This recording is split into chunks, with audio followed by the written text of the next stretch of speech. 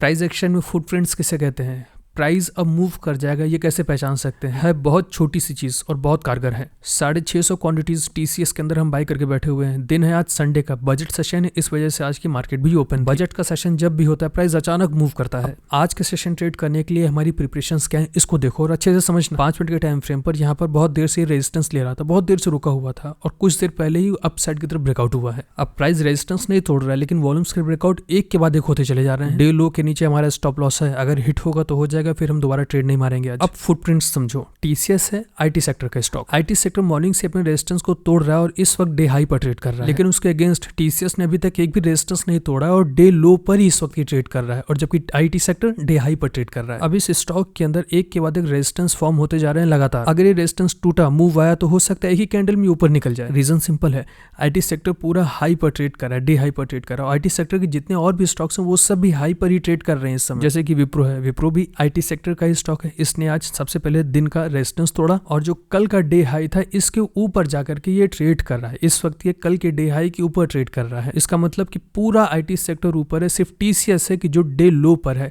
सबसे ज्यादा चांसेस इसी स्टॉक के हैं, अगर ये भागा तो यही है जो ऊपर की तरफ भाग सकता है। अब इन्हें ही फुटप्रिंट्स कहते हैं। इस पूरे सेक्टर के पीछे पीछे हमें जस्ट इसके कदम पर चलना है। अगर पूरा सेक्टर ऊपर है तो ये भी कुछ देर में आपको ऊपर ही मिलेगा, अगर स्टॉप लॉस हिट नहीं हुआ तो। और ये टेक्निक आप किसी भी स्टॉक के अंदर और किसी भी टाइम फ्रेम पर अप्लाई कर सकते हो, बहुत अच्छा काम करती है। मूव तो फिलहाल हो रहे हैं, मॉर्निंग से ही मूव हो रहे हैं, थोड़ा सा अप में जाकर के रिट्रेस होकर के अपने एंट्री लेवल तक आ रहा है। लो बस थ्रिल पैदा हो गया ट्रेड के अंदर।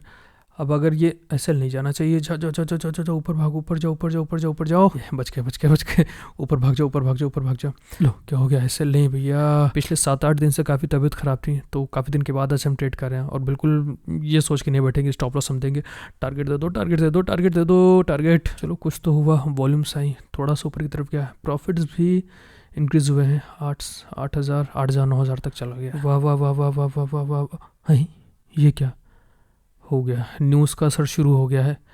पूरा आईटी सेक्टर आसमान छू रहा है आज। 33,000 36,000 एक कैंडल में काम तमाम कर दिया इसने। ये कहीं अपर सर्किट ना लगा दे। हो गया हो गया हो गया, टारगेट से ज़्यादा मिल रहा है। एग्जिट मारते हैं, एग्जिट एग्जिट, नीचे आ गया।